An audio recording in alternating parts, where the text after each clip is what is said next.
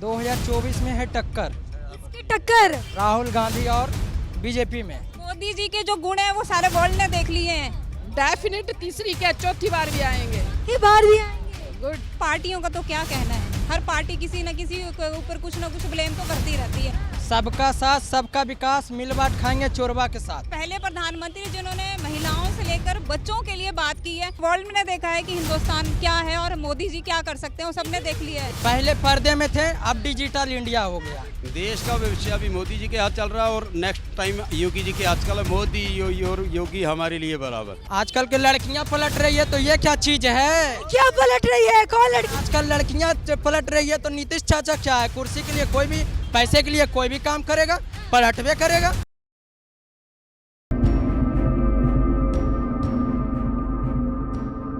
नमस्कार, आप देख रहे हैं द न्यूज़ 15 और मैं हूं आपके साथ प्रियंका रॉय। लोकसभा 2024 के चुनाव को लेकर विपक्ष की ओर से तैयारियां तेज हो गई है। ऐसे में बीजेपी को हराने के लिए महागठबंधन किया जा रहा है। एक और जहां विपक्ष दावा कर रहा है कि इस बार महाजुटान करके मोदी सरकार को हरा देगी, तो वही जनता से उनका मूड जानने के लिए हम करोल बाग पहुँच गए हैं, जहाँ पर जनता से 2024 को लेकर उनकी राय जानेंगे। क्या लग रहा है 2024 में कौन? 2024 में है टक्कर, किसकी टक्कर? राहुल गांधी और बीजेपी में। राहुल गांधी और बीजेपी में? कह रहे राहुल गांधी तो दूर दूर तक नहीं है। दूर दूर तक नहीं है, ये सोचने वाली बात है। सबका साथ सबका विकास, मिल बांट खाएंगे चोरबा के साथ। कौन मिल बांट खा? लोग है। ऊपर वाले सरकार हमें बहुत सारे नियम लागू कर दिए, नीचे वाले कभी जनता पालन किए? कोई पालन नहीं किए। आ रहे हैं बस पैसे से खरीदे जा रहे हैं, सब पैसे से बिकाऊ हैं और कुछ नहीं। 2024 में जो जिनके पास ज़्यादा पैसा रहेगा वो आएंगे, लेकिन हाँ वो आएंगे, लेकिन अगर मोदी जी आ गए फिर से क्या होगा? तो कन्हैया के साथ राम होगा। कन्हैया के साथ इतना खफा क्यों है मोदी जी से खपा नहीं हमें। लग तो रहे हैं भाई। नहीं, खपा नहीं है, ना मोदी जी से खपा है, ना योगी जी से खपा है। राहुल गांधी का नाम लिया। राहुल गांधी जी, जब राहुल गांधी जी बोल रहे हैं मोदी जी के बारे में कि वो डरे हुए हैं, मोदी जी डरे हुए हैं। सारा कुछ उनके पास है, वो क्यों डरेंगे? AK-47 उनके पास है, AK-57 उनके पास है, तो फिर वो क्यों डरेंगे? आजकल घर की औरत जो है देखिए कैसे डरा के रखते हैं, तो उनके ऊपर कोई नहीं लेते हैं। यूपी में ऐसे हो गया, उनका क्या होगा? कितना भरोसा करे औरतों पे, इसका कौन जवाब दे रहा है? मोदी जी दे रहे हैं या योगी जी दे रहे हैं? आप साफ शब्दों में कहिए ना, किसे चाह रहे हैं? चाह नहीं रहे हैं, जो भी नेता है। कौन नेता है? कौन लग रहा है विकास करेगा? आपकी समस्या विकास नहीं है, पहले पर्दे में थे, अब डिजिटल इंडिया हो गया। डिजिटल इंडिया हो गया। हाँ, तो अब किसी का बेईमानी, चोरी बेईमानी नहीं चल रहा है, इसलिए कोई मोदी जी से खपा है तो कोई राहुल जी से खपा है। जो भी आए हमको कोई दिक्कत ना है। जनता 70 साल कांग्रेस थी, 9 साल बीजेपी, मोदी जी। लग रहा है कि 70 साल कांग्रेस आए, उनके भाषा कोई नहीं समझे। मनमोहन जी आए, उनके भाषा कोई नहीं समझे, उनके भाषा नहीं कोई समझे। और मोदी जी आए, जनता को क्या था कि हम जो भाषा सीखें वही सिखाएंगे ना। मोदी जी बोले भाई एवं बहनों हमारे देशवासियों, तो जनता को तो कान में वही जाएगा ना, इंग्लिश थोड़ी जाएगा। इसलिए मोदी जी को सब अब चाहिए, सिर्फ बोलने वाला चाहिए, करे या ना करे, सिर्फ बोलने वाला नेता चाहिए। बोलने वाला नेता चाहिए, करे या ना करे। ऊपर वाले तो क्यों लग रहा है ऐसा कि करे ना करे? पैसे वाली पार्टी जीती नहीं करता है, पैसा देते हैं। अगर पुलिस से हेल्प मांगने जाते हैं तो पैसा लेते हैं, तब काम करते हैं। तो रहे मोदी जी, भ्रष्टाचार कम कर दिया, घूसखोरी बंद कर। अरे बोले तो डिजिटल है ना, धरे जाइएगा, कब तक पाप का घड़ा भरिएगा, इसीलिए तो डिजिटल है। लेकिन फिर भी चोरी क्राइम सब बढ़िया रहा। हम राशन फ्री में खाने वाला, हम फ्री में खाने वाला नहीं है, अपना क्वालिटी है। 200 यूनिट केजरीवाल बिजली दे रहे हैं, वो तो फ्री ले रहे होंगे ना। जिनको फ्री के खाने का आदत है वो जाने। आप ही लोग तो बिठाए हैं केजरीवाल को हिला नहीं सकते हैं, कोई नहीं हिला सकता। कोई नहीं हिला सकता। क्यों नहीं हिला सकता? ना ममता बनर्जी को हिला सकते हैं, ना ममता बनर्जी को हिला सकते। ममता बनर्जी को तो कह रहे हिला दिया है। कोई नहीं हिला सकते हैं, हिला दिया है कोई नहीं। जिनका जो गढ़ है वो रहेंगे। योगी जी यूपी में है, उनको कोई नहीं हटा सकता। वो यूपी के लिए है, और नीतीश जी बिहार के लिए हैं, उनके पास कोई ऑप्शन नहीं है, उनके पास ऑप्शन नहीं। नीतीश कुमार के अलावा कोई ऑप्शन नहीं है। सम्राट चौधरी, बिहार में नीतीश के अलावा ऑप्शन नहीं है, सम्राट चौधरी कह रहे हैं नहीं ऑप्शन है, कम सीट लेके भी अपना गद्दी पे हैं। वो तो कह रहे हैं पलटू चाचा है नीतीश कुमार, पलटते रहते हैं। आजकल की लड़कियां पलट रही है तो ये क्या चीज है? क्या पलट रही है? कौन लड़की? आजकल लड़कियां पलट रही है तो नीतीश चाचा क्या है? कुर्सी के लिए कोई भी, पैसे के लिए कोई भी काम करेगा, पलटवे करेगा। क्या लग रहा है प्रधानमंत्री तीसरी बार आएंगे या फिर कोई और? डेफिनेट तीसरी क्या चौथी बार भी आएंगे। चौथी बार भी आएंगे? गुड। क्यों लग रहा है कि मोदी जी आएंगे? बदला, सब कुछ बदला है देश का, क्यों नहीं बदला? क्या क्या लग रहा है कि बदलाव हुआ है 9 साल में? देखो अब कितने फ्री माइंड से हम घूम रहे हैं इधर भी आके। इससे पहले कितनी हिंसा होती थी यहाँ पे दिल्ली में, तो अभी तो आराम से घूम रहे हैं। और हमारे हिमाचल बढ़िया है देश के। लेकिन कांग्रेस पार्टी कह रही है मोदी जी के राज में सबसे ज्यादा भ्रष्टाचार और हिंसाएं होती है। ऐसे ही बोलते हैं मैडम, जो 70 साल करके भ्रष्टाचार कर गए ना, अब वो ऐसे ही बोलेंगे। लेकिन कह रहे हैं राहुल गांधी की हवा चल गई है कर्नाटक में जीत के बाद। हाँ, हवा तो चलती रहती है, उठ भी जाएंगे साथ में। जाएंगे तो कह रहे हैं, गारंटी दे रहे हैं कि अब तो छत्तीसगढ़ और एमपी भी हमारे नाम है और 2024 में मोदी नहीं आएंगे। चलो मैम, देखते हैं अभी क्या होता है, देख लेना आप भी। स्टेट में कांग्रेस है, बट जब सांसद की आएगी ना भी चुनाव, तो मोदी जी आएंगे। सेंट्रल में मोदी जी आएंगे। मोदी जी आएंगे। मोदी जी को क्यों? क्योंकि कह रहे हैं महिलाओं की नहीं सुन रहे हैं, पहलवान धरने पे बैठे हुए हैं। सुनेंगे सुनेंगे। अब जैसे मोदी ने बोला कि जब बच्चे यूक्रेन से निकले थे, जब उन्होंने अपना झंडा बताया तो उनके ऊपर कोई विपत्ति नहीं आई और सही सलामत वो इंडिया पहुंचे थे। लेकिन कह रहे गरीब जनता भूखी मर रही है, मोदी जी कहाँ है? तो ये घर घर रोटी तो नहीं बनाएंगे मोदी जी, ये तो मेहनत तो नहीं। क्यों नहीं मिल रहा रोजगार? कोई बेकार नहीं है, हर घर में रोजगार, हर पर मेहनत करनी है, मेहनत तो खुद करनी पड़ेगी। रोजगार सबको है, भूखा कोई नहीं है। राहुल गांधी कह रहे हैं हम आएंगे, कर्नाटक में जो है 5 गारंटी दी है, अगर सेंट्रल में भी आएंगे तो इससे भी अच्छा सुविधा। अभी हिमाचल की बात ले लो, अभी गारंटियां कितना टाइम हो गया, अभी एक भी गारंटी लागू नहीं हुई है। जो महाजुटान कर रहा है नीतीश कुमार जी कर रहे हैं, कितना सफल हो पाएगी? ये तो नहीं हो पाएगी सफल। ये कांग्रेस की गारंटियां तो अभी देखो कितने, अभी उन्होंने हिमाचल में बोला था कि सत्ता में आते ही पहले जो हमारी मीटिंग होगी तो उसमें हम देंगे 1500 देंगे औरतों को।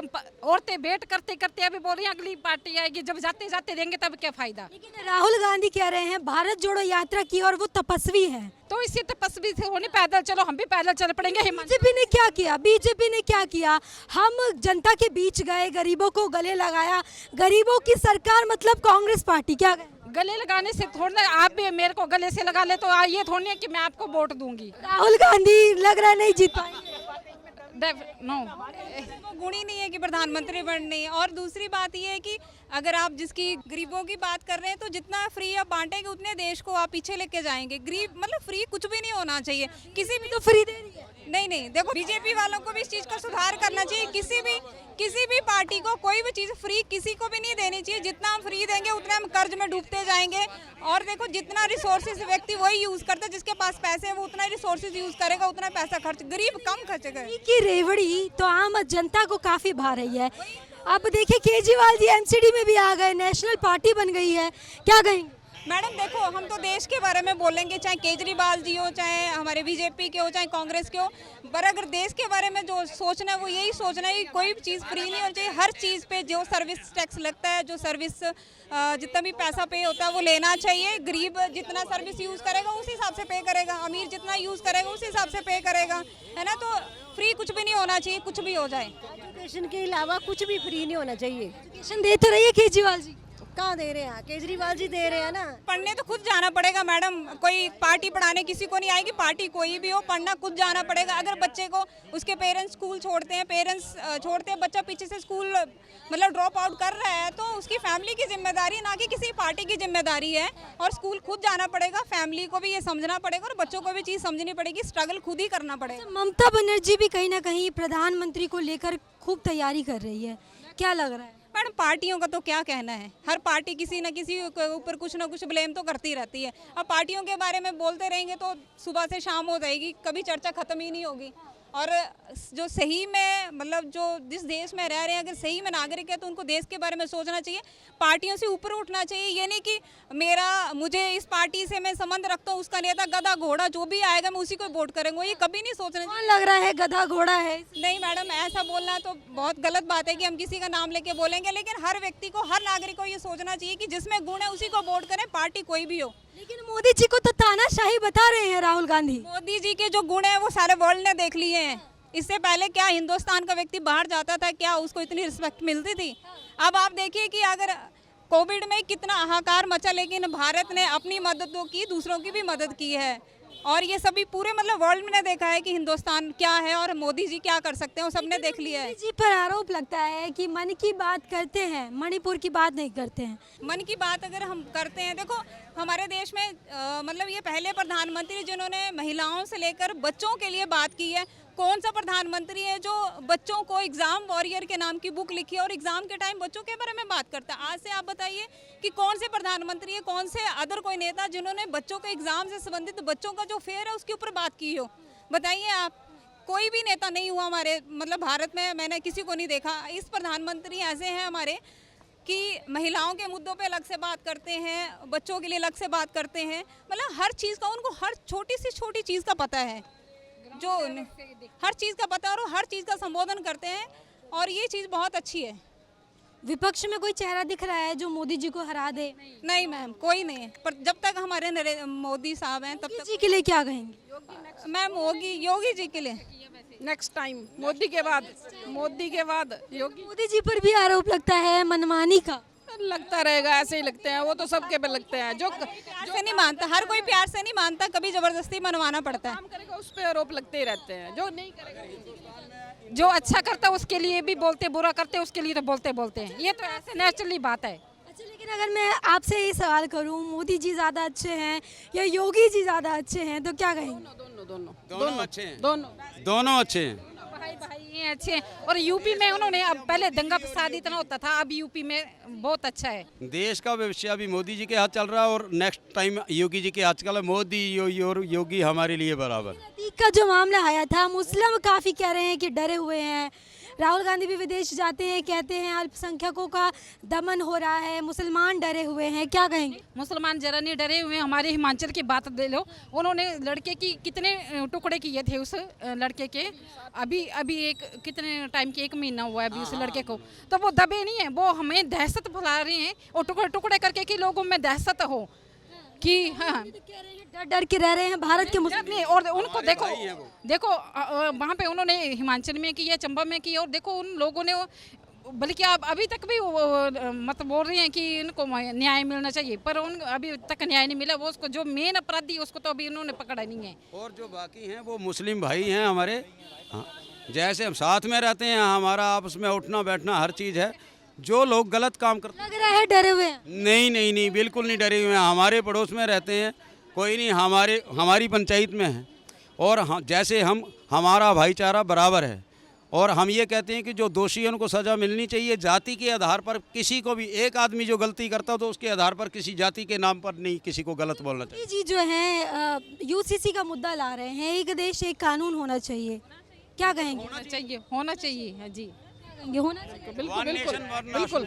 One nation one ration card तो ऐसा है कि जैसे one nation one ration card तो संविधान की सबके लिए बराबर होना चाहिए। कह रहे हैं मुस्लिम लॉ कह रही है कि इससे हिंदू दबदबा बढ़ेगा और कहीं ना कहीं ये मुस्लिम के विरोध में जो है एजेंडा लाया जा रहा है। हम यही कह रहे हैं मैम कि मुस्लिम जी हमारे भाई हैं, जो गलत काम करता है उसको दंड मिलना चाहिए। और ऐसा है कि कानून तो सबके लिए एक ही, संविधान में ऐसा ही मेंशन होना चाहिए, अमेंडमेंट होनी चाहिए, सभी के लिए एक कानून बराबर होना चाहिए। तो देखिए इस वक्त जो है हम दिल्ली के करोल बाग बाजार के यहाँ मौजूद थे, जहाँ पर लोकसभा चुनाव को लेकर आपने अलग अलग लोगों की राय सुनी।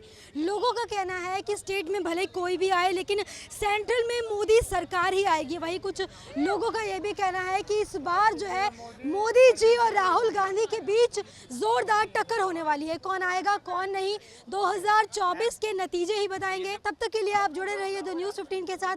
कैमरा पर्सन सचिन के साथ प्रियंका रॉय, द न्यूज़ 15।